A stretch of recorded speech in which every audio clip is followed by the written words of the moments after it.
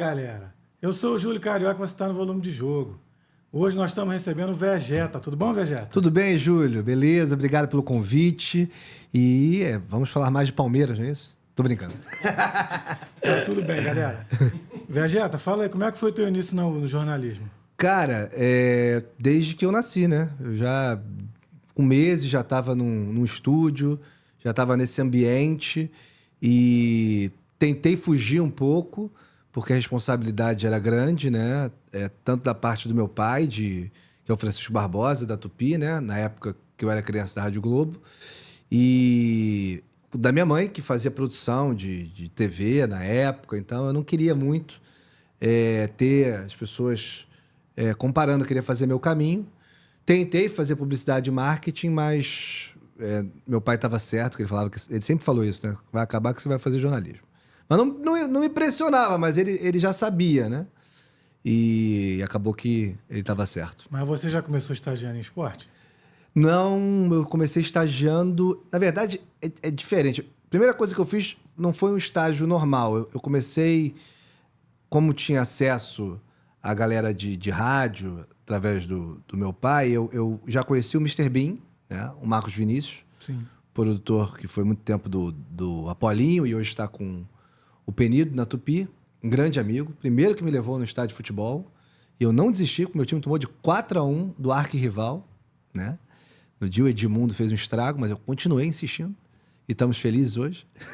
Mas eu quis fazer um livro sobre os grandes vice-campeões. Porque eu achava muito interessante isso, que todo mundo falava do campeão, mas às vezes tinham campanhas de vice que eram sensacionais e ninguém ligava. Aqui no Brasil trata-se como se fosse horrível, né? Eu ficava assim, pra onde foi a foto? O cara perfilou ali, juntos, os dois times perfilaram. Pra onde foi a foto do cara que não foi campeão? Não tem poxa, pra onde foi essa foto? Curiosidade, assim, aí resolvi...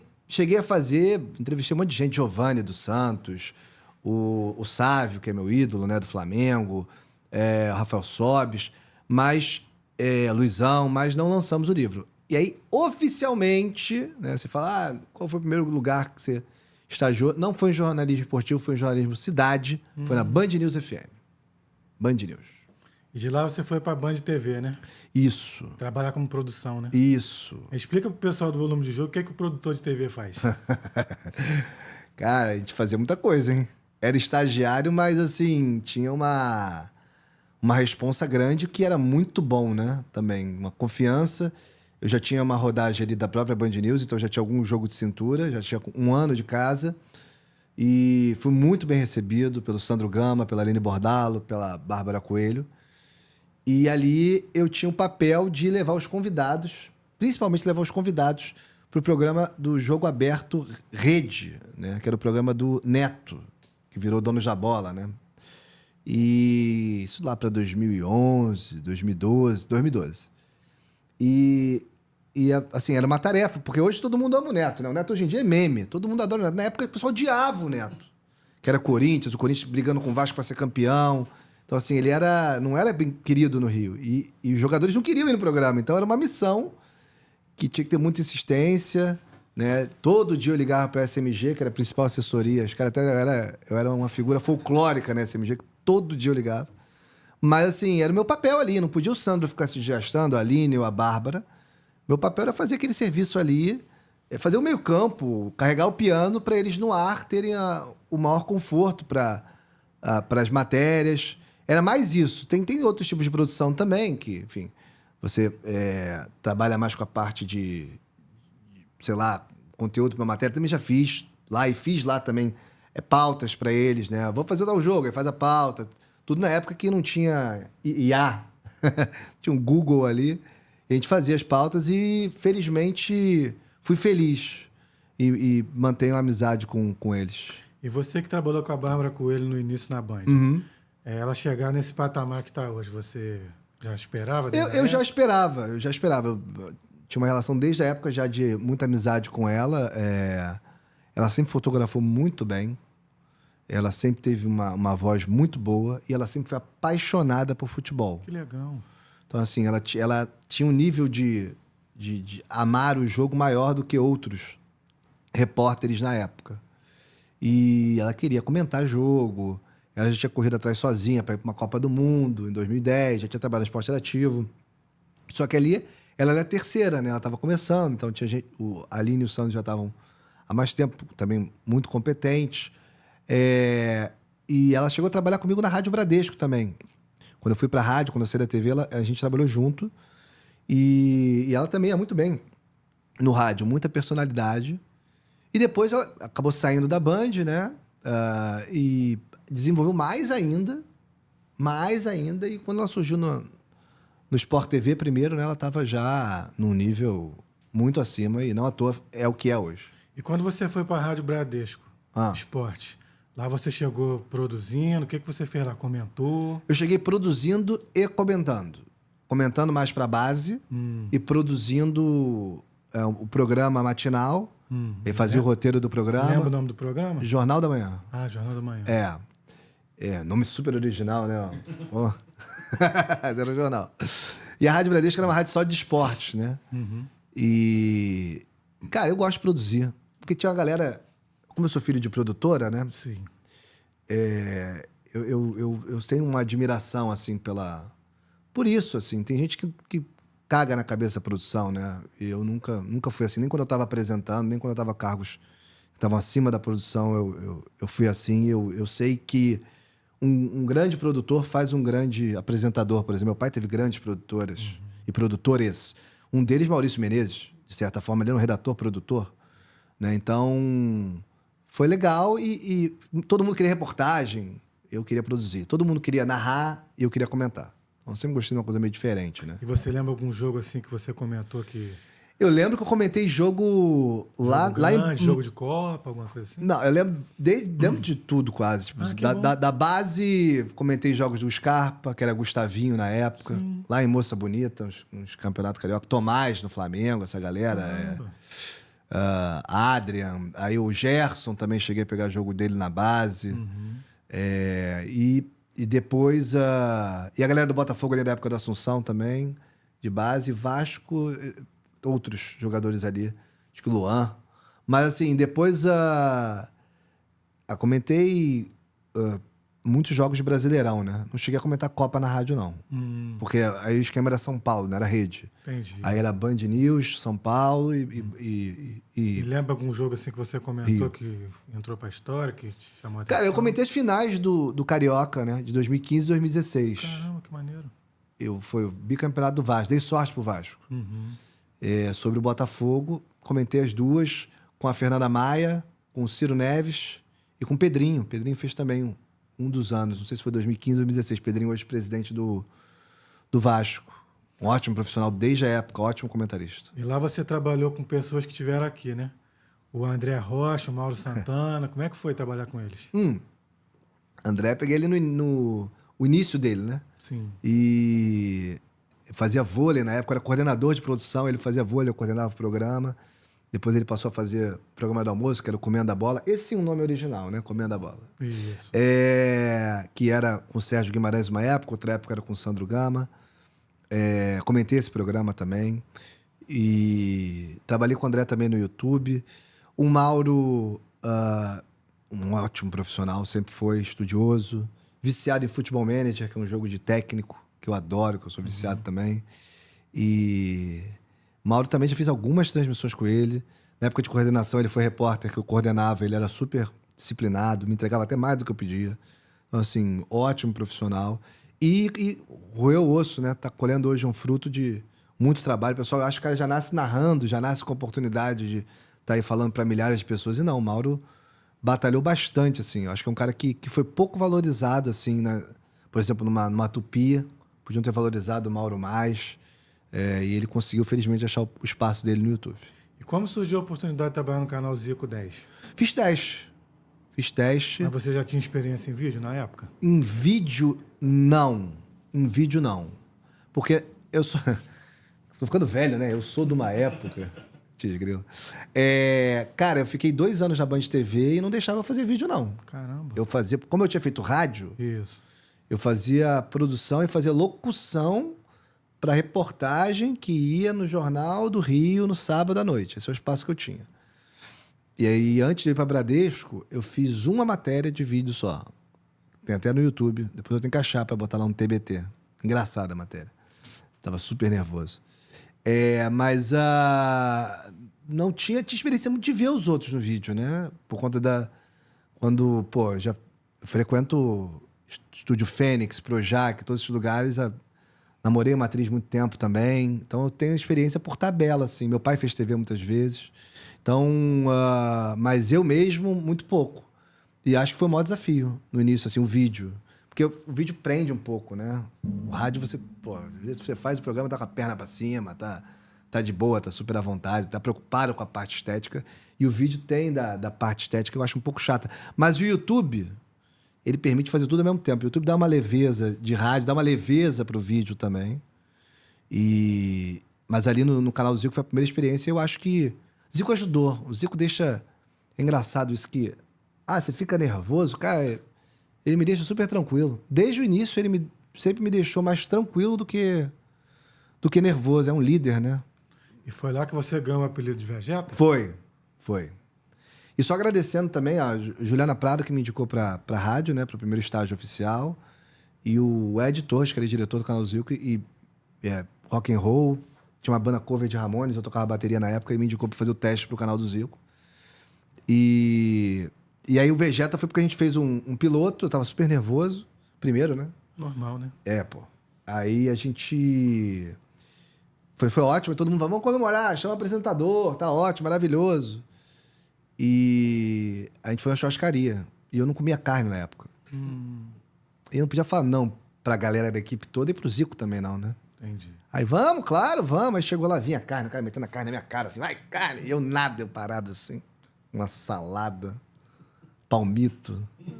Aí o Zico, porra! Porque ele fica daquela desafinada. Tá nervoso? Aí eu... É que eu não como carne. Aí ferrou. Aí o bullying de Quintino bateu. O bullying do bem. Que me ajudou a me enturmar. Vegeta. Aí você agora adotou esse nome mesmo. Eu acho uma honra, né? É um apelido desse, de quem é, né? Que deu o apelido, né? Acho maravilhoso. E não tem porque as pessoas tentam tirar esse apelido de mim. De vez em quando as pessoas, assim... mais tradicionais, né? Diretores mais... por que você não usa só Bruno Torelli? Bruno Torelli é um nome bonito. Torelli do Barão de Tararé, Aparício Torelli, Barará, que tem história e tal. Porque dá pra ser os dois, entendeu? Dá pra ser Bruno Torelli e Vegeta, como outros são. Tem outras pessoas que atendem com 3 nomes, né? Uhum. Às vezes até sobrenomes. Mário Dias Ferreira. Dá pra ser, entendeu? Então, assim, e não tem como eu desfazer as pessoas que me chamam assim, pô, Pet, não me chama de Vegeta não, na moral. Não vou fazer isso, é ridículo, entendeu? Não, assim, tem gente que fez e deu certo, mas eu acho que pra minha personalidade também não cabe. Eu gosto, acho legal. Agora conta pros seguidores do Volume de Jogo. Como se sente um flamenguista trabalhar com o maior ídolo da história do clube? É um sonho. Mentira, não é um sonho. Porque eu nunca sonhei isso. Porque não tinha como sonhar isso. Porque nenhum caminho tradicional levava a isso, né? Eu queria ser comentarista, né? Então, no máximo, sei lá, na minha cabeça, o Zico tá comentando o jogo, eu também, ou ele seria um convidado de um programa, que eu estaria nesse programa. Aí, é uma realidade muito boa, então. É uma realidade maravilhosa, assim... Não tem muito o que... Eu não gosto quando as pessoas falam assim, o Zico como pessoa é tão bom quanto foi como jogador, que assim, ele foi o melhor do mundo. E da história, acho que só perde pro Pelé. Então, assim, ele foi tão bom quanto, mas parece que quando você fala isso, parece que as pessoas estão meio que diminuindo, assim, tipo assim, ele como pessoa é melhor. Cara, você não tá entendendo como é que ele foi como pessoa, ele é tão bom quanto no máximo. Que é um absurdo, assim, é um nível... E cara, eu assisto 3 jogos antigos por semana. Eu assisti, desde a época do Zico, eu assisto jogos dele. É surreal, não tem... esse jogo ele foi mal. Esse aqui... Cara, é muito complicado achar falha ali. Não tem, é uma máquina. É uma máquina de excelência, de profissionalismo. Então, assim... E como rubro-negro, o maior da história, então, muito legal. E o que você achou do Flamengo escolher ele como embaixador do clube no Mundial agora? Maravilhoso, Júlio. Maravilhoso. A marca Flamengo, marca Zico, acho que não tem ninguém melhor para fazer esse papel. Vamos anunciar o Flamengo vai fazer uma tour na Europa, Zico tá lá. Vamos fazer uma propaganda, Zico tá lá. Tem alguém melhor para fazer isso? Tem algum nome maior no futebol internacional do Flamengo do que o Zico? Não tem. Então, assim, Japão, dá para fazer coisas com o Japão, como já foi feito antes lá, ele é o cara, né?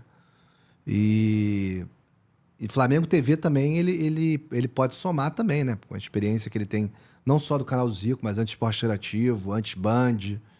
Ele tem um lastro aí de comunicador, né? E fala da tua passagem pela Flá TV. Parece que você apresentava um podcast lá, né? Isso. Na época era Flá TV, né? Hoje é Flamengo TV. Isso. Pois é. O Gorô, que veio aqui já também, me chamou. O primeiro podcast de clube aí do videocast, né? No caso do Brasil, junto com aquele do Santos, né? Que rola até hoje. O do Flamengo, de certa forma, também rola até hoje. Fico feliz. Porque eu comecei ali, era Flala Vegeta o nome. Depois seguiu com outro nome e agora tá com outro nome, mas no mesmo sistema de podcast, hoje é o João Guilherme e o Rei Kraus que fazem. E qual foi o convidado que você mais gostou, assim, mesmo que não seja do futebol, de entrevistar lá? Acho que o Paulinho Gogó, Tá. que é meu amigo, Manfrini. Adoro estar com ele. Eu acho incrível. Ele é um cara que dá pra falar que nem o Zico. Assim, como pessoa, é tão bom quanto como... Não sei nem se posso chamar ele de comediante, humorista. Acho que ele é muito mais que isso. Showman. Artista, né? Então, como pessoa, assim, inteligentíssimo, gentil, cara demais. E quanto tempo você ficou lá? Fiquei 1 ano. Um pouco menos de 1 ano. E gostaria de ter ficado mais, mas chegou uma hora que não estava tão bom para nenhum dos dois, então melhor não seguir. E você tá gostando da Flamengo TV? Eu tô gostando da Flamengo TV, está no começo, né? Então tem muito a evoluir, mas já estive lá, fui muito bem recebido, fiquei feliz que muita gente que estava na Flá TV continuou lá, que estava estruturalmente funcionando. É claro que artisticamente cada um tem sua visão, mas estou feliz que na Flamengo TV está tendo um investimento maior. Então estão podendo contratar profissionais, por exemplo, João Guilherme, a Dani, usar isso para valorizar a equipe, para a equipe ter um orçamento maior para valorizar quem tá ali ralando. Não só quem tá no ar. Quem tá fora do ar tem uma galera muito boa. A Thay, produtora, que continua. Tem uma galera ali que eu tenho carinho, que é bom profissional. E o que você achou deles não transmitirem mais nem Sub-15, nem Sub-17? Eu acho que foi uma coisa mais de blindar os meninos, né? E eu acho que pode ser certo, cara. Assim, porque... Não tô dando certeza, tá? Não fiz um estudo disso, não sou um especialista em base. Já estive muito mais próximo da base do que hoje, né? Mas, assim, os meninos deslumbram muito, cada vez mais cedo, cada vez mais eles acham que estão com a vida ganha, tá cada vez mais difícil chegar ao profissional do Flamengo. Quantos meninos são aproveitados da base no profissional do Flamengo? Pouquíssimos, né? Talvez fora... a maioria, mas no Flamengo, pouquíssimos. Agora você tem o Wesley, que nem é base direito, né? Veio de fora, mas veio do fim ali da base. Eu acho que tem o Lohan. O Boto falou que ele mesmo falou que ia cuidar do Lohan, que o Lohan tava achando que já era uma realidade, não é. Então, assim, eu acho que pode ser bom para ter menos mídia e mais proteção em cima desses meninos. E hoje você tem um canal no YouTube que fala de jogos antigos, né? Fala desse canal. Vegeta TV. Vegeta TV no YouTube, já com mais de 60 mil inscritos. Mas é o quê? O jogo todo? Não. É? A especialidade do canal é pegar, por exemplo, teve um jogo que o Sávio arrebentou contra o Real Madrid, em 97. Aí você vai lá na Vegeta TV, tem todos os lances do Sávio contra o Real Madrid. O jogo é focado nele. Entendi. Aí tem um jogo, não só de Flamengo. Há pouco eu postei até de internacional, postei do River. Primeira vez que o Zidane jogou contra o ídolo dele, que é o Francescoli, que é do River. Aí botei lá a final do Mundial, só os lances dos dois, Zidane e Francescoli. Então uma visão um pouco diferente. E a gente faz também live de jogo antigo. Então a gente reage a jogo antigo. A gente comenta a rodada vendo um jogo antigo. Domingo agora a gente reviu Fluminense e Inter, de 2003, foi 1-0 o gol do Carlos Alberto, porque o Fluminense ganhou do Inter. A gente analisou a rodada, assistindo ali as imagens da época. Mais isso. E você na internet, além de falar de Flamengo, também fala de Vasco, Botafogo e Fluminense? Isso demorou um pouco para poder fazer, né? Na época de Flamengo, eu não podia fazer isso, né? E eu amo futebol. Sim. Todo mundo sabe que eu sou Flamengo, mas eu amo futebol. Então, sempre perguntar a escalação do Botafogo de 95, ou do Vasco de 97, ou do Fluminense de 2012, eu sei. Então escala o Botafogo de 95 aí. Wagner, Goiano, Gotardo, Gonçalves, André, Jamir, aí vem o Beto, Leandro Ávila, Sérgio Manuel, Donizete e Túlio. Sabe mesmo, pessoal. Tá de parabéns. O que você achou do Ancelotti de técnico? E por que depois do Jorge Jesus pra cá, tá tendo uma febre de técnico estrangeiro no Brasil? Eu acho o Ancelotti um bom nome, não só para o Brasil, para qualquer seleção, para qualquer time. Mesmo ele nunca tem treinado Mesmo ele nunca nenhuma. tendo treinado a seleção, ele tem contato com os melhores jogadores do Brasil. Sim. No momento. No momento, o melhor jogador do Brasil é o Vinícius Júnior. Sim. Então ele tem contato com o Vinícius. Amanhã pode ser o Rafinha. Se o Rafinha for eleito o melhor do mundo, se tiver ali, oficialmente vai ser o Rafinha. Hoje já tá jogando mais bola que o Vinícius Júnior. Mas o Ancelotti também conhece o Rafinha de enfrentar o Rafinha. Então sabe como é que o Rafinha joga, acompanha o Rafinha, conhece. Então talvez ele tenha já um plano para utilizar esses jogadores. Então assim, não me preocupo com isso. Acho que o Jorge Jesus seria um nome melhor ainda. Porque o Jesus tem um conhecimento do futebol brasileiro absurdo. Desde antes de vir treinar o Flamengo, ele já via... O português tem um carinho pela gente, né? Pelo futebol brasileiro, pela cultura brasileira. Mas o Ancelotti é um nome maravilhoso. E... em pouco tempo é um cara também que não vai inventar a roda. Vai fazer o melhor sistema pra gente jogar. Acho que ele vai até usar mais jogadores de meio, menos extremos, que é o que eu espero, que é o que eu acho que o Flamengo devia usar mais hoje. A gente vai falar de Flamengo mais pra frente, pessoal. Não, porque assim, pra você ajeitar um time, o melhor sistema é um 4-4-2, porque você tem os jogadores mais próximos ali, você tem cada um fazendo a função, como foi em 94, né? Ali, ajeitou a seleção. Como o Flamengo já foi também. Então, assim, algumas vezes, 2009, 92. Eu gosto de ponta, eu gosto de extremo, mas não acho que é a única forma de jogar futebol.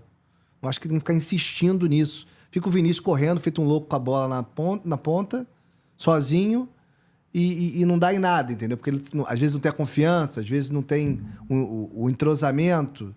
Se você compactar mais, você pode ter uma seleção com desempenho melhor. Mas por que você esqueceu de responder? Por que de 2019 para cá os times brasileiros estão optando mais por técnico estrangeiro? Vou chegar nessa parte. Ah, tá. O técnico brasileiro, né, ele acabou por esses resultados da seleção não conseguir... E também os clubes. Antigamente o Flamengo. A seleção ficou 24 anos sem ganhar a Copa do Mundo. Mas o Tele estava ganhando o Mundial. Pelo São Paulo. Mas o Flamengo estava ganhando o Mundial lá com o Carpegiani, mas... Entendeu? O Grêmio com o Mundial, com o... Caramba, meu Deus do céu. Pai do Alain, o Valdir Espinosa. Seu Valdir Espinosa. Deu um branco agora. Esqueci. Saudoso Valdir Espinosa. Então, assim, você tinha alguma coisa? Hoje não tem, né? Hoje a gente tá muito atrás. Nosso futebol tá muito atrás do futebol de elite europeu e, consequentemente... O futebol português, que nem é elite, tem alguns treinadores ali, acho que com mais gabarito, né? Mas eles optam porque os caras são bons ou porque é a facilidade da língua? Eu acho que tem faculdade lá de treinador, tem estudo, né? Sim, tem uma coisa ali que a gente poderia ter mais aqui, né? A CBF até promove curso e tal, mas lá é diferente. E nem é o caso de Jesus. Jesus é um tarado pro futebol, né? É diferente. Mas, assim, eu acho que é mais isso. Mas não acho que só porque o cara é português ele vai ser um bom treinador, ou só porque o cara é português vai dar certo. E não é só tática. Tem todo um conjunto ali que faz um grande treinador, né? Tem que ser um gestor também, né? E eu acho que é mais isso. Eu acho que é mais a queda do futebol brasileiro num todo que permite a chegada maior dos estrangeiros. Não só treinador, jogador também. Tem um monte de sul-americano aí, como nunca teve antes. Um monte. Tudo bem que a gente tem mais dinheiro hoje do que os demais países da América do Sul, bem mais, né? Mas a gente tem hoje uma carência no Brasil. Não quer dizer que o futebol brasileiro não tenha jogadores muito bons. Tem, mas estão lá fora. Pessoal, se inscreve no canal, ativa o sininho, curte, comenta e compartilha.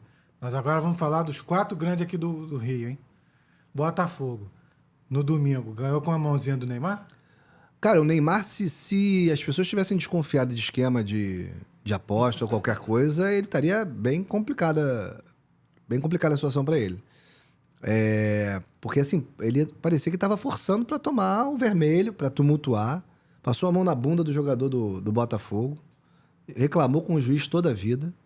E a cereja não vou nem do bolo, né? A cereja de bosta, né? Com todo respeito à audiência qualificada, foi essa mão aí, ridícula, né? Ridículo, isso não tem... E sofreria o pênalti depois se não botasse a mão na bola. Então, assim, uma coisa... Você vê que é uma pessoa que está completamente fora da realidade, está completamente fora do nível de concentração que você tem que ter para jogar futebol. O Romário, por exemplo, o Zico, por exemplo, o Messi, eles não ficavam discutindo com o juiz, discutindo com o adversário, eles ficavam concentrados no jogo. Tem que ganhar o jogo, tem que fazer gol. Os outros que se preocupem comigo, entendeu? Era difícil ver eles tendo que agir dessa forma. E o Neymar está mais preocupado em, sei lá, no ambiente, que geralmente é um ambiente difícil, do que no futebol. Mas com a saída do Luiz Henrique e do Almada, quem do Botafogo você acha que ficou no elenco, no time titular, que ainda pode repetir o desempenho do ano passado? Ninguém. O Botafogo não vai repetir o desempenho do ano passado. Mas não tem nenhum jogador assim, Não. nem que chega aos pés dos dois? Tem o Savarino e tem o Arthur, mas não é o nível... O Botafogo tem uma janela agora que pode salvar, de certa forma, a temporada, mas duvido muito que vai ser no nível do que foi a passada. E a dupla de zaga Jair, David e Ricardo, você tem gostado dos dois? O Jair já está de saída, né? Mas são dois bons jogadores. Inclusive melhores tecnicamente que os titulares. Aí o Jair saindo, se realmente confirmar, você acha que o Botafogo tem que contratar outro zagueiro ou o Bastos dá conta? Não, baixo da conta, mas é bom ter outro zagueiro. Às vezes tem um na base. Assim, porque o Botafogo tá fazendo uma coisa que eu não acredito no futebol, que o Flamengo hoje não faz, que é hoje mais bem estruturado. O Palmeiras hoje não faz. Eles esperam sair para contratar. Já tem que contratar, quando o cara sair, você já tem outro lá. Eles estão fazendo a ordem contrária. Até porque, vamos supor, chega um grande reforço agora nessa janela pro Mundial. O cara não vai conseguir entrosar, entregar o melhor desempenho dele até o Mundial, que é o principal campeonato. O cara vai pegar já um time mais abaixo da tabela. Ou seja, vai ser difícil brigar por um brasileiro. Entendeu? Então, assim, acho que esqueceram um pouco como é que se faz um planejamento. E o Botafogo erra no planejamento de início do ano desde o início do John Textor. Já ganhou 2 Taça Rio, quase ganhou o tri da Taça Rio. Então, uma coisa meio que pro Botafogo hoje em dia, é lamentável, né? E o Igor Jesus, se confirmar que ele vai sair mesmo, Uhum. o Juan Cruz e o Mastriani dão conta ou precisa também contratar um centroavante? Não, tem que contratar um centroavante. Com certeza. Com certeza. Não tem nem dúvida disso. Mas não sei se vai ter o desempenho que o Igor teve. Lamento a saída dele, inclusive. E você tem gostado do Cuiabano jogando mais avançado? Ele é muito bom, né? Ele é muito bom, ele tá tendo desempenho.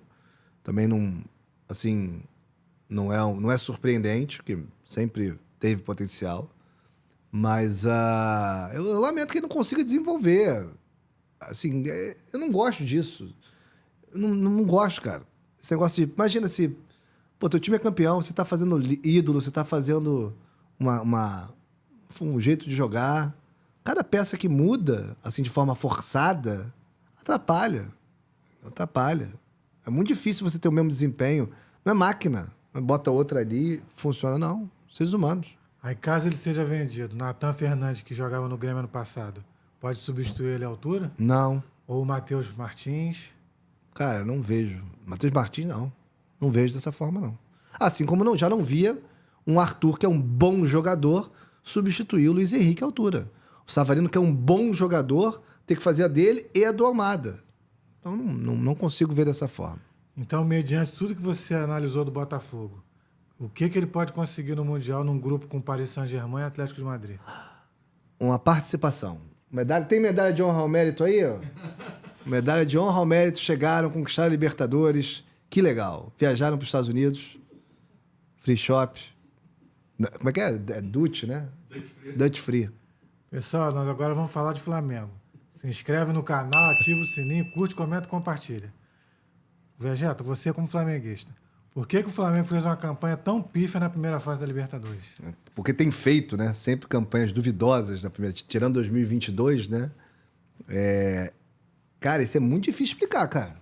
Muito difícil explicar. Você acredita que se tivesse empatado com o Tátira naquela bola que o Rossi salvou, teria sido uma vergonha pior do que o América do México? Uma comparação também difícil, né? Eu acho que sim, né? Uma fase anterior, fase de grupo, um time melhor. É porque o time de 2008 era muito bom, tá? Sim. Eu acho que é o melhor elenco da década ali. O 11 de 2009 é melhor, mas o elenco de 2008, você tinha Diego Tardelli no banco, tinha algumas boas opções de jogadores ali. Tinha mesmo. Depois desfez na janela, chegou a ser líder do campeonato. Mas assim, o Flamengo entra contra o América do México poupando o jogador. Poupou o titular da zaga e capitão, o Fábio Luciano. 3 foram poupados ali. Não lembro os outros 2, mas o Fábio Luciano foi o principal. Como é que você segura um resultado sem o seu zagueiro titular e capitão? Uma fase dessa. Entendeu? Então assim... Ali foi talvez até uma tragédia anunciada, né? Se você ficar atento aos detalhes, parece bem óbvio que o Titanic ali ia afundar. A da fase de grupos agora, eu não vejo, tipo... Eu não vejo como o Flamengo conseguiu se enrolar tanto tendo um time tão bom, jogando um futebol com intensidade. Eu não consegui ainda fazer uma análise. Eu tenho análise do que eu acho que seria melhor pro time agora, respeitando o Felipe Luiz. E ele tá no dia a dia, ele entende muito futebol. Só que ele é um técnico novo, né? Como dizia o Mister, um técnico para ser bom tem que ter 10 anos de rodagem. Ser bom o suficiente. Então ele vai errar. Normal. Mas ele já tá indo bem e os jogadores estão ali, podem fazer. Não adianta botar só na conta do técnico. Os jogadores podem render mais. Mas eu não insistiria tanto nos extremos. Eu não ficaria colocando Michael ou Cebolinha com os dois mal. Então não vai nenhum dos dois. Bota mais um homem no meio, mais um... Agora com o Jorginho, então dá. Já dava antes, agora dá mais ainda. Voltando Pedro. Entendeu? Então, assim, eu acho que você ganha mais opção. As pessoas abominam o sistema com 3 volantes. O sistema com 3 volantes deu tetra. O sistema com 3 volantes deu o título de 2009. Sim, lembro. Deu mais liberdade pro Pet ali, pro Adriano pra jogar. O Zé Roberto ali marcando. Poderia fazer isso, dando mais liberdade pra Arrascaeta, que não tem mais condição de marcar. E pro Pedro também, que não tem tanta mobilidade. Assim, eu acho que... Eu não tenho explicação pra primeira fase, mas eu acho que o Flamengo tem outras formas de jogar que hoje eu acho que poderiam dar certo. E você é a favor dele fazer o rodízio de goleiros, igual o Tite? Não. Igual fez ano passado o Tite? Não. O Matheus Cunha joga a Copa do Brasil e o Rossi joga os outros? Não, e achei muito bom da parte do Felipe, ter cortado esse sistema de rodízio de goleiro ano passado. Não, mas ele falou que esse ano vai fazer. Mas ano passado ele desfez e o Flamengo foi campeão, acho que muito por isso. Se mantém o Tite ali revezando, a chance de perder era muito maior. Então, assim, ele tá com isso em mente de fazer. Eu não sou a favor. Ah, entendi. Não sou. Tá. E você gostou do Los Angeles FC entrar no grupo do Flamengo no Mundial ou preferia pegar o América do México? Não, América não, cara. América não, cara. Não, podendo evitar a América é melhor. Tá com medo da América? Claro que não, pelo amor de Deus, mas qual o sentido de ficar, ressurgindo essa história? Eles nem eram pra estar na Libertadores. O time do México não ganhava e não adiantava nada pra eles ganhar. Nada, só a premiação. Estavam ali só pra atrapalhar a festa dos outros. E o estádio do gasômetro, sai ou não sai? Não sei. Não sei. Não falaram mais nada, né? Da parte da prefeitura tá andando, tá de pé, e da parte do Flamengo, pelo visto, também. Agora,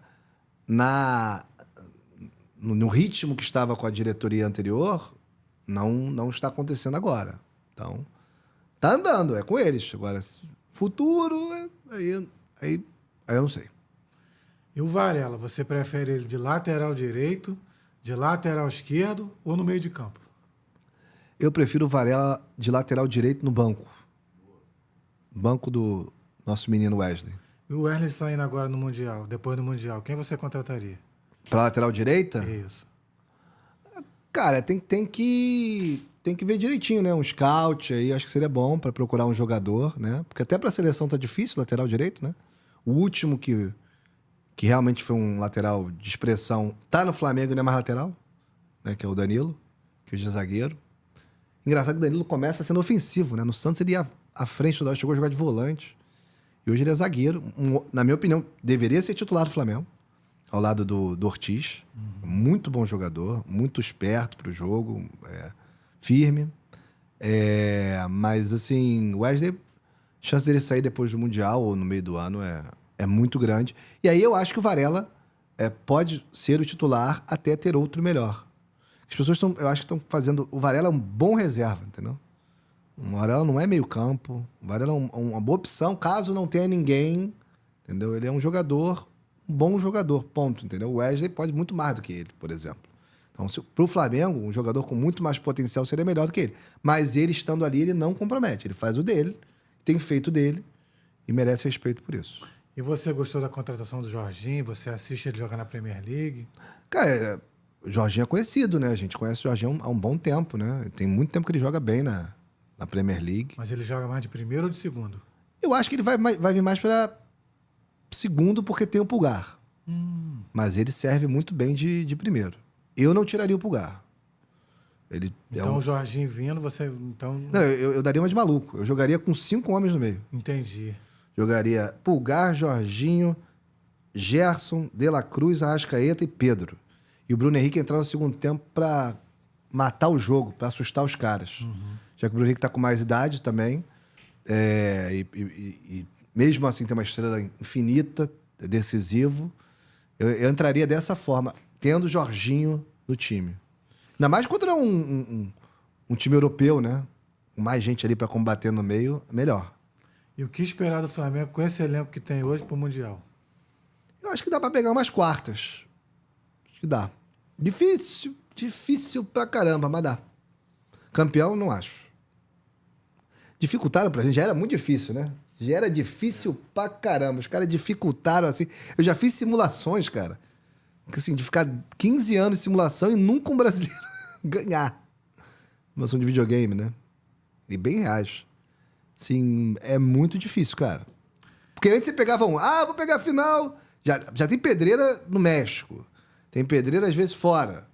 Aí você chegava na final, você ia pegar o europeu. Difícil pra caramba. Hoje, praticamente impossível.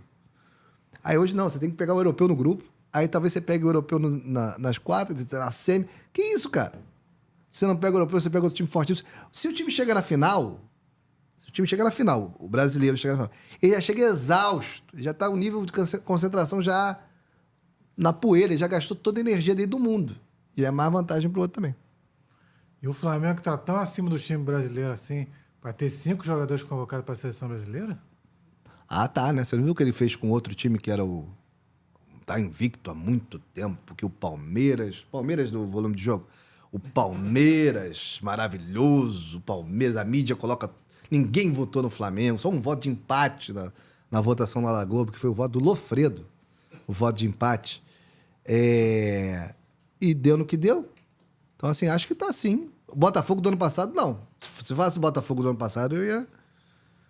Realmente merece respeito. Agora, o Vasco atual, o Fluminense, infelizmente, não tão bom quanto aquele que ganhou a Libertadores também, tentando reconstruir com o Renato. E os outros times do Brasil, São Paulo... O Santos, coitado, tá tentando lutar para sobreviver na primeira divisão. Ele é um time sempre forte, né? Eu acho que tá bem à frente, cara. E o Léo Ortiz? Ele tá jogando essa bola toda mesmo? Tá. No Brasil? Tá. Ele agora... você prefere ele como zagueiro ou como meia, dando aquele espaço assim pro Arrascaeta? Cara, o Léo Ortiz é um achado... eu não vou colocar no mesmo nível, porque estamos falando de outra época, de um jogador de outra posição, e um outro futebol brasileiro, com mais craques. Mas como o Lico foi um achado para aquele Flamengo de 81, acho que o Léo Ortiz é um achado para esse de agora. Era que trouxeram o Fabrício e o Bruno antes, né? Que é bom zagueiro, mas não é metade do que é o Ortiz, né? É impressionante, assim. Até o próprio Zico ficou impressionado com o Ortiz, né? É impressionante. O nível...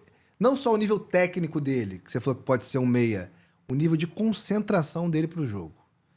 É uma coisa, por exemplo, vendo muito jogo antigo, jogo do Rondinelli, que é um ídolo, deus da raça, mas é um jogador com uma limitação técnica, e o jogo do Leandro na zaga.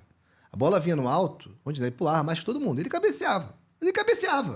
Pro lado, pra frente, cabeceava.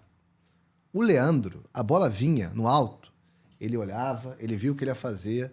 Ou ele pulava mais alto, ou ele esperava matar no peito para ser jogado. Ele não cabeceava. Ele cabeceava para alguém dominar a bola e já puxar o contra-ataque. Que é o que eles chamam hoje de domínio orientado, né? E o Léo Ortiz é campeão disso, cara. Ele já recebe a bola, ele já sabe o que ele vai fazer com a bola. O craque antevê a jogada, né? Então, o craque, camisa 10, como o Leandro, camisa 10 lateral, camisa 10 da zaga. O Ortiz, e não tem dúvida que se tivesse sido descoberto antes, teria feito uma carreira boa na Europa, muito boa na Europa. O pai era craque do futsal, o Ortiz. O Pedro não tem iniciado algumas partidas, né? Você tem gostado do Bruno Henrique de falso 9 ou prefere o Juninho? Eu gosto do Bruno Henrique de falso 9, mas ele tem um teto ali, né? De desempenho que o Pedro não tem, né? O Pedro tá cada dia melhor, né? Tava, né? Até a lesão. Então o Pedro ficando 100%, eu acho que ele vai continuar nessa crescente, é novo. E o Juninho, o Juninho Vaginal, né? O Juninho Perereca, ele é uma figura simpática, né? É uma figura dedicada. E não é para ser muito mais do que isso, né? Ele não foi contratado para ser solução, né? Ele é mais um ali. Fez gol importante, fez gol de peito na Libertadores, tinha acabado de entrar, fez o gol. Não pode beliscar um gol ou outro ali. Uma figura para estar no grupo. Não pode estar na frente nunca, nem do Pedro e nem do Bruno Henrique. Nunca. E da base, assim, você acredita que alguém está merecendo alguma chance assim, de ter mais minutagem? O Wallace Ian, Matheus Gonçalves, o Everton Araújo. O Everton, não. O que você pode falar desse pessoal que está no banco ali? Que veio da base? O Everton é um que não tem que reclamar de minutagem. Está tendo muita minutagem, jogando muitas vezes, né? Às vezes eu acho até que ele fica nervoso com isso, né? Ele erra uns passes que na base ele não errava. Mas assim, é normal. Eu acho que o Wallace Ian teve esse nome Wallace Ian me incomoda, assim. Pais do Wallace Ian. Por que o Wallace Ian? Por que não só o Wallace ou não só Ian? Me incomoda um pouco. Muitos nomes que não estão fazendo muito sentido. Yuri Alberto. Ou é só Yuri ou Alberto. Parece um galã de filme cafona. Então, assim, mas tá na moda esse nome composto no futebol, né? Mas, tirando isso, a bola dele é boa. Mas o que mais me chama a atenção é o Matheus Gonçalves, com certeza. E acho que esse negócio, ele não ter minutagem, tá mexendo com a cabeça dele, cara.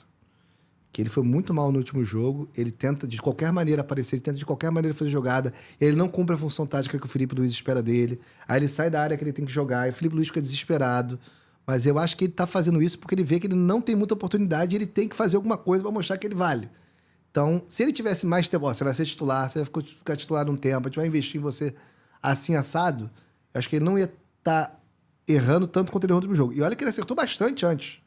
Pô, foi um jogo do Maracanã, tomara que você não tenha ido, Mandarine, não sei se você foi. Pô, Flamengo e Del Valle, final da Recopa, deve ter uns 2 anos isso. Não fui, mas vi, pessoal. Deus me livre, assim, pro resto do time. Agora o Matheus entrou arrebentando. O Matheus arrebentou aquele jogo. Garoto, 18 anos, ele arrebentou com o jogo, cara. Um menino desse não... Aí foi no Bragantino. O pessoal do Bragantino ficou encantado com ele. Aí, agora há pouco o Atlético Mineiro queria ele, queria mesmo. Esse menino tem um potencial muito grande. Agora, ele já tem uma cabeça, ele já dava trabalho desde a base, sempre foi arteiro, né? O Motel Gonçalves, que ele ganhou esse apelido aí, foi flagrado na atividade. Então, mas ele precisa de carinho, né? Precisa de gente que coloque ele na linha, mas esteja cuidando dele. Porque se falar carinho, parece que é só agradar. Não, carinho também é você chamar atenção, você estar junto, isso é demonstrar carinho. Então, acho que ele precisa de um tratamento mais minutagem do Flamengo. Acreditarem mais nele. Eu acreditaria. Pessoal, continua que o papo vai continuar maneiro, hein? Se inscreve no canal, ativa o sininho, curte, comenta e compartilha. Agora vamos falar de Vasco. Você consegue apontar alguma diferença do trabalho do Diniz pro Carille? Nesses poucos jogos que o Diniz já fez? Bom, Diniz, Carille, no fim da mesa ali. Né? Não tô falando que é melhor que o outro, só que é muito diferente, né? Lógico que eu prefiro o estilo do Diniz, mas eu tenho muitas críticas ao Diniz. E tenho muitas críticas ao Carille também, só que no momento eu acho que o Carille é subestimado, muitas vezes. Ele não fez um trabalho tão ruim no Vasco. O maior erro dele no Vasco, para mim, foi o jogo contra o Corinthians, que ele resolve poupar. Por conta de Sul-Americana contra um time que é bizarro. O Vasco acabou perdendo de forma bizarra fora de casa, mas o jogo era em casa. Tomou gol de um menino de um baixinho, né, dentro da área. A maior derrota da história do Brasil para um sul-americano é essa, infelizmente. 4 contra o time, Um time da Venezuela. da Venezuela. Ah, tá. E com respeito à galera da Venezuela, o futebol está evoluindo lá, mas a gente tem que entender a história e o momento do futebol de cada um, né? E o Diniz, acho que ele tá doido para ter a parada, né? Do Mundial. Tu acredita que na parada ele acerte o time? Ele acredita nisso, com certeza. Senão teria aceitado. Se ele não tivesse esse tempo para trabalhar, acho difícil que ele teria aceitado, né? Precisa. Então, eu vejo... O problema é que ele fazia as mesmas coisas que ele fazia no Fluminense com o André, com o Hugo Moura. Esse é que é o problema, fazer omelete sem ovo. Geralmente é o problema do Diniz. Entendeu? O André é pra zaga e resolvia. Agora o Hugo Moura também vai. Pô, não vai ser a mesma coisa. Ano passado o pessoal reclamava da dupla de zaga Maico e Léo Pelé, né? Ano passado os vascaínos reclamavam do Maico e Léo Pelé na zaga. Esse ano é João Vitor e Lucas Freitas. Você gosta dessa dupla ou o Maurício Lemos tem que entrar aí? Cara, o João Vitor tem muito potencial. Acho que ele vai crescer muito com o Diniz. Eu não trocaria nenhum dos dois. Acho que os dois vão crescer muito com o Diniz. Mas o João Vitor, principalmente. O João Vitor tem um jogo aéreo muito bom. O João Vitor tem alguma técnica, ele tem personalidade. É porque ele se posiciona mal. Ele, às vezes, tá desconcentrado. Às vezes, ele não faz a leitura certa do jogo. Ele é novo, cara. Assim, com um técnico que vai orientá-lo bem, eu acho que ele pode render bem, sim. E o Léo Jardim jogando o que tá jogando, salvando o Vasco aí. Tu acredita que ele já tá merecendo pelo menos o terceiro goleiro da seleção? Ou você tá satisfeito com o Hugo Souza? Eu acho que ele merece, mas a preocupação agora é ele ficar, né? Talvez ele vire terceiro goleiro da seleção fora do Vasco. Tá meio difícil dele ficar. E ele salva o Vasco, né? Um grande goleiro. Me lembro um pouco Martin Silva na época, a última aí dele. Mas assim, o Vasco hoje ele tem que voltar a ser atrativo para receber jogadores do nível que o Vasco merece, né? Já recebeu. E outros times já passaram por isso, né? Por essa dificuldade. O Fluminense, quando estava jogando divisões inferiores, né? Nos anos 90. O Flamengo nos anos 2000. O Botafogo agora tentando reestruturar antes da SAF. E o Vasco passa por essa dificuldade. Porque aí você vai conseguir ter pro Diniz um time à altura do que o Diniz merece, né? Por exemplo. E você pode apontar alguém do ataque do Vasco, além do Verred, que esteja se destacando? Rayan é muito bom, pô. Joga muito. Precisa só, mais uma vez, entender que é um garoto, entender que precisa ter um acompanhamento. Mas ele é adulto. Tele fazia isso com o Cafu. Zico fazia isso com os meninos que subiam da base. Tem que ser feito. Isso que eu não estou falando da parte de psicologia, porque já é um assunto mais amplo. Né? E eu acredito. Agora, o Rayan, esse negócio de... Eu vou falar claramente, né? Tomara que não façam um recorte disso de uma forma errada. Eu gosto do Rayan, eu apoio o Rayan. Mas eu não acho que o Rayan é que tem que ir lá fazer o sinal de ser para a torcida do Fluminense e provocar a torcida do Fluminense. Porque isso é para quem é cascudo. Isso é para quem tem rodagem. Na base ele fazia isso. A base é outra coisa, é outro futebol. Não importa nada que ele fez na base agora. Não vai dar a vida dele da base para agora, esquece. Não vai garantir o pão de cada dia dele nunca mais. Entendeu? Já foi. Então, assim, ele tem uma cultura hoje que pressiona muito o jogador a ter essa personalidade. Tem que provocar, tem que ser um cara descontraído, tem que ser um cara engraçado, tem que nada. Tem que jogar futebol. Tem que ser o melhor profissional possível. Não tem que ficar discutindo em campo, tem que jogar bola. E aí, os caras que a gente fala que promoviam um espetáculo com a provocação, olha a rodagem, nos anos 90 ali, fica esses clipes aí, olha a rodagem que o Edmundo já tinha, quando ele provocava. Já tinha rodado Palmeiras, já tinha rodado o próprio Vasco no início, já tinha rodado Flamengo, já tinha rodado Corinthians, quando ele chegou no Vasco, nesse auge que ele fazia essas coisas. O Renato já era um jogador experiente pra caramba, na época de Fluminense, que ele se bancava, né, ali em 95, Grêmio, tudo. E o Romário já era campeão do mundo, já voltava do Barcelona. Os caras já tinham uma casca pra fazer isso. Não pode qualquer um. Imagina se o jogador paralelo da época fizesse isso lá. Jogador. Ia ser uma piada, entendeu? Sei lá, o NASA resolve provocar a torcida. Qual o sentido, entendeu? Então, eu acho que a gente saiu no futebol que tava ficando chato por conta das assessorias, por conta de um monte de coisa de media training, pra uma coisa que tá ficando pro outro lado. Tem que ser. O futebol não tem graça. Isso, o futebol respira. O futebol respira o cacete. O respira se tiver gol, craque, drible. Aí o futebol respira. Zico e Roberto, ninguém promoveu mais o Vasco e Flamengo do que Zico e Roberto. E não provocava ninguém. Lotado Maracanã, mídia pra caramba. Todo mundo falava sobre. Arava o Brasil. E já tá fazendo um ano que o Coutinho chegou. Ele já tá jogando a bola que o pessoal esperava? Não, claro que não. E pelo visto nem vai jogar, né? Não sei o que o Coutinho tem que ele não consegue desenvolver mais o futebol de antes. Mas a crítica que eu tenho ao Coutinho há 10 anos é que ele não faz nada de diferente do que ele já fazia há 10 anos. Assim, o Coutinho ele não se reinventou. Abre pro meio, chuta. Abre pro meio, chuta. Abre pro meio, vou dar um passe. Ele não tem uma diferença no futebol dele. Ele não procura ali a zona da confusão no meio para brigar, para tentar, ele não chama a bola atrás para criar. Ele não tem essa... Ele não criou essa casca que ele mais velho, com o futebol que ele tinha, poderia criar, né? Grandes jogadores mudaram no campo durante a carreira, né?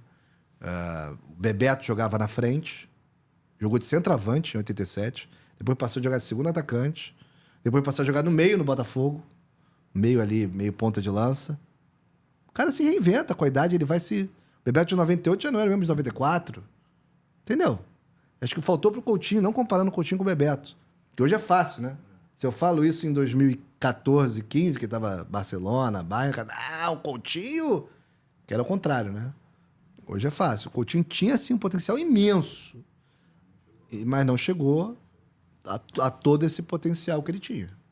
Pessoal, se inscreve no canal, ativa o sininho, curte, comenta e compartilha. Canal Volume de Jogo. Agora vamos falar do Fluminense. Você tem gostado do trabalho do Renato? Sabe comparar o que mudou do Mano para ele? O Mano fez um bom trabalho no Fluminense. É horrível falar isso hoje, porque o Mano é um cara extremamente cancelável, né? Então as pessoas já... Tudo fica meio chateadas com isso, mas tem que ser justo. Não sou amigo dele, não tenho nada com ele, mas o cara faz um trabalho bom. Com o time do Fluminense que ele tinha ali, que ele pegou ano passado, prestes a cair, ele fez um bom trabalho. Num todo, ele fez um bom trabalho. O Fluminense chegou à final do Carioca. Ele ficou treinando o time um tempão para montar o time brasileiro. O primeiro jogo brasileiro, ele cai de técnico. Aí fica difícil, né? Pegou com 5. Então, assim... pegou... digo mais, não sei se o Fluminense... O Diniz tem certeza que não. O Diniz já falou, tem podcast depois, acho que foi no Charla, que se ele tivesse ficado, o Fluminense não teria caído, ele tem certeza. Eu não tenho essa certeza toda, não. Entendo os pontos dele, que ele perdeu os jogadores e tal, mas... Não sei. Então, mano, ali fez o que ele tinha que fazer. Agora, para o Renato tem uma aprovação maior, que ajuda a trabalhar. Não só de mídia, de imprensa, de cobrança, de torcedor também. O Renato é ídolo do Fluminense. Tem alguns que reclamam, né, que na Libertadores que perdeu e tal, do brasileiro e tal, mas ele é ídolo e ele fez um bom trabalho também antes. Então, ele tem um respaldo, ele tem uma experiência, ele consegue conversar bem com os jogadores, né? Ele tem boleirês, que não é algo negativo, é algo que soma ali com... Você acha que o Ancelotti não é boleirão também? Por exemplo, o pessoal pinta um Ancelotti, assim, um técnico europeu. O cara fuma charuto com o jogador. O Cafu outro dia falou que tava dando vinho ruim pra jogador. O pessoal reclamando, esse vinho é horrível, o Ancelotti lá. Então ele é da galera, foi jogador. O Ancelotti é um bom jogador, um bom meio campo do Milan, principalmente da Roma. Então, assim... E tem um trabalho que tá andando. O desempenho do... o Renato, ele não é um técnico que tenha recurso. Qual técnico tem mais recurso, na sua opinião? O cara fala, Diniz, beleza. Desempenho do Renato contra o Diniz. 11 jogos, o Renato ganhou 6 e o Diniz ganhou 1. Como é que esse cara não é 6, o Diniz ganhou 1? Com times assim... que não tinha uma diferença tão grande. Quando teve, foi um amasso do Renato lá com o Flamengo. Então, assim, eu acredito no Renato. Acho que o Renato faz um bom trabalho, o Renato vai fazer um bom trabalho no Fluminense. Agora, o Fluminense não tem um time que possa fazer o Renato brigar por título. Daqui a pouco ele vai começar a reclamar, que nem ele reclamava no Grêmio, né? Que não tem time pra isso, que com orçamento... Aí começa o Renato no renatês, né? Também tem um delírio ali, né?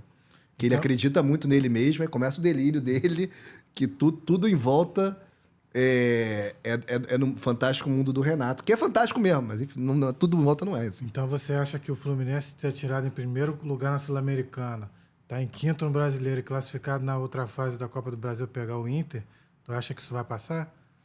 Que o Fluminense vai passar? Não, assim, que isso vai piorar, né? Porque você falou que futuramente aí vai começar a reclamar. Não. Futuramente que eu digo não é nessa temporada, não. Acho que essa temporada o Fluminense vai bem. Eu não vejo a longo prazo, Ah, tá. há 2 anos, por exemplo, o Renato Então ficar... ele em quinto lugar no Brasileiro não é surpresa. Se o Fluminense tivesse... Vou dar um exemplo. Isso. Se o Fluminense tivesse... Lembra do time Flamengo do Renato? Qual ano que foi? 2021? 2021. É. Se o Fluminense tivesse aquele time, o Renato tivesse aquele time, hoje ele ia ficar 2 anos no Fluminense. Ficou 6 meses no Flamengo, ele ia ficar 2 anos no Fluminense. Ele ia ter um trabalho a longo prazo, ele ia colher fruto pra caramba. É que não tem. O Renato pega aquela geração de Romerito, Tato, Jandira, Assis, Washington, Paulinho, aqueles todos caras. Ele ia fazer um estrago ali, como técnico, né? Mas o Fluminense não tem. O Fluminense tem dificuldades ali para fazer grandes times. Consegue fazer bons times, grandes times, é difícil. O Canóbio tá fora por contusão, né? Uhum. Mas quando ele tava jogando essa bola toda mesmo pra ser titular? Não acho que ele tem essa bola toda para jogar. O Canóbio é um jogador com limitações. O Canóbio dava certo para o Atlético Paranaense. Uhum. Para o Fluminense é mais um ali. Eu não seria nem meu titular. Um Fluminense ideal...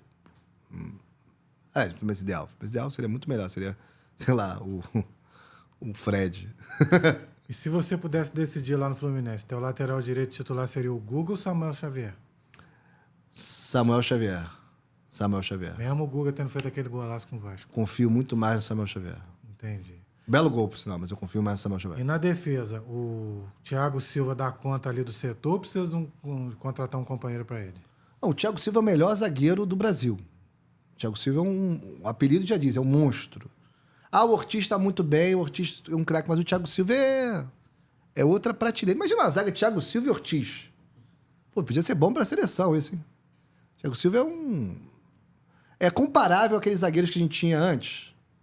Nível, sei lá, Ricardo Gomes, Mauro Galvão, Gotardo, é comparável. O Gotardo é subestimado, o Gotardo era muito bom também. Aí você vai Moser. O Thiago Silva é um nível altíssimo. Não acho que... O menor dos problemas, se botar alguém ali que ele possa instruir e ele comunica bem, não tem muito problema, não. Ele ajeitou o Fluminense com, acho que 7 jogos sem tomar gol quando o Thiago Silva chegou. Impressionante a diferença. E jogava, às vezes, aquele Thiago Santos na zaga. Então, é outro nível, Thiago Silva. E por que você acha que a torcida do Fluminense pega tanto no pé do Martinelli? Acho que tá menos agora um pouco, né? Ele tem entregado mais. A torcida do Fluminense é muito chata, né? Com respeito, né? Assim, a torcida que mais cobra tecnicamente dos jogadores é a torcida do Fluminense. Assim, e eu acho que vai muito por aí. Faz uma festa linda, tem um carinho ali com a galera, com os ídolos, né? O Fluminense trata muito bem os ídolos, os torcedores também. Tem esse carinho pelos ídolos, é muito legal. Mas, assim, a cobrança de campo e bola, às vezes, ela é excessiva. E em cima do Martinelli eu também acho. Que é um menino que tem potencial e é isso. Ele se entrega muito. Eu não vejo ele de corpo mole.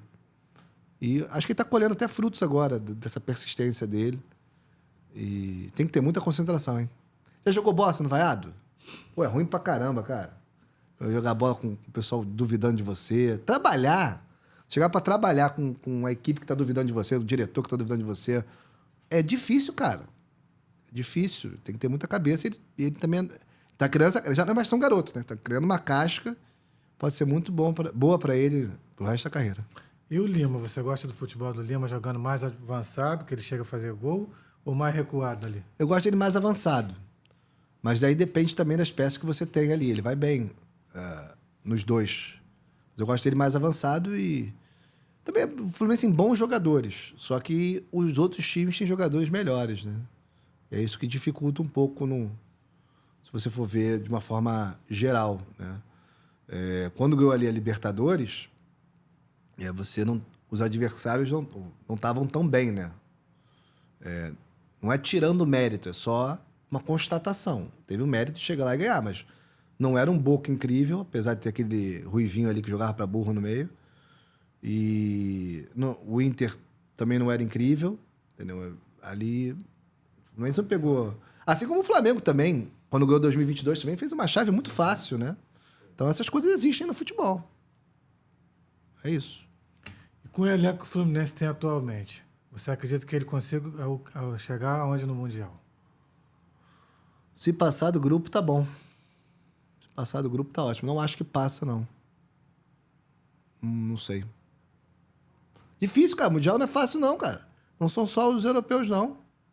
Pode ter certeza disso.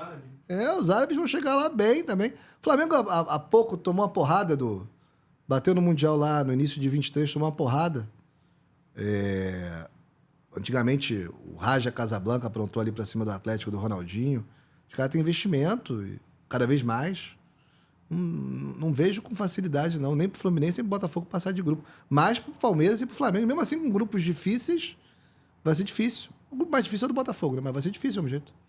Vegeta, você gostou do volume de jogo? Gostei do volume de jogo. Falamos bastante, né? De cariocas, né? Gosto disso. Voltaria outras vezes? Voltaria outras vezes. Deixa suas redes sociais. Beleza. Pra cá? Isso. Zero Vegeta. @Zero Vegeta no Instagram. Você siga lá, por favor. Conteúdos dos 4 grandes, majoritariamente, mas seleção também. Se pintar um assunto legal de outro, a gente bota, mas em geral é isso. E a Vegeta TV, com conteúdo amplo e canais paralelos. Já tem o Vegeta Rubro-Negro, o Vegeta Botafoguense, o Vegeta Tricolor e o Vegeta Vascaíno com vídeos exclusivos para cada torcedor. Então, o conglomerado vegetal tá indo legal em termos de conteúdo e eu tô feliz com isso. Obrigado pelo convite, Júlio. Galera, o volume de jogo de hoje está chegando ao fim. Se inscreve no canal, ativa o sininho, curte, comenta e compartilha. Um abraço.